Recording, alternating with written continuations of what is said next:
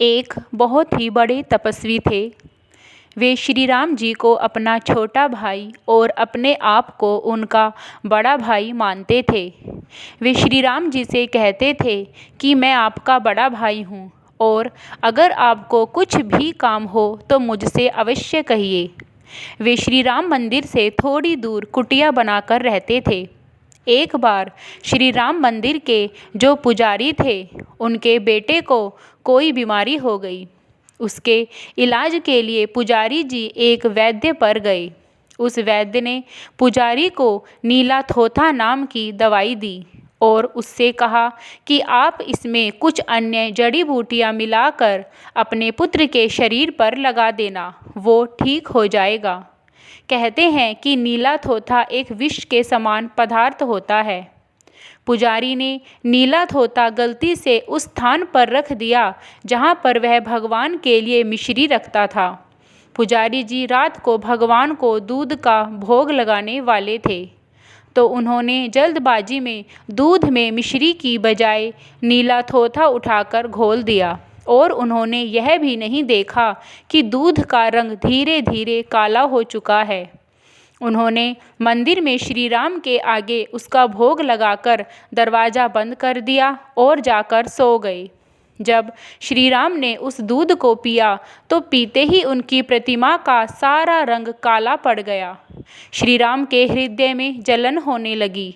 तब श्री राम ने उन तपस्वी के स्वप्न में जाकर कहा कि उठो मेरे छोटे भाई, उठो, मुझे पुजारी ने गलती से नीला थोथा दे दिया है। मुझे हृदय में जलन हो रही है। मेरी प्रतिमा का सारा रंग काला हो गया है।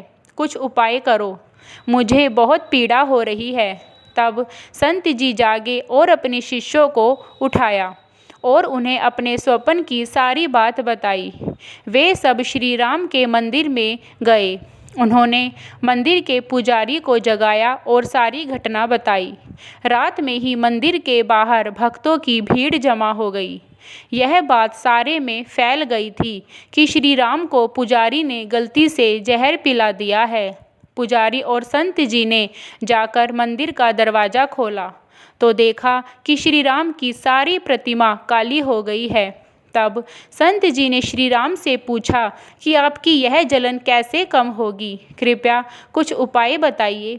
तब श्री राम जी बोले कि यह जो थोड़ा सा दूध बचा हुआ है, अगर इसमें तुम 1.25 मन दूध और मिलाकर सब भक्तजन को बांटो तो मेरी यह जलन कम हो जाएगी। पुजारी और संत जी ने बाहर आकर सभी भक्तों को यह बातें बताई तो सभी भक्त उस जहर को पीने के लिए तैयार हो गए। तब संत जी ने 1.25 मन दूध मंगाकर उसमें वो बचा हुआ दूध मिलाया और सभी भक्तजन में बांट दिया। वहाँ पर कम से कम हजारों की संख्या में भक्तजन की भीड़ जमा थी। जैसे जैसे दूध बांटा जा रहा था, ऐसे ही प्रतिमा का रंग सफ़ेद होता जा रहा था।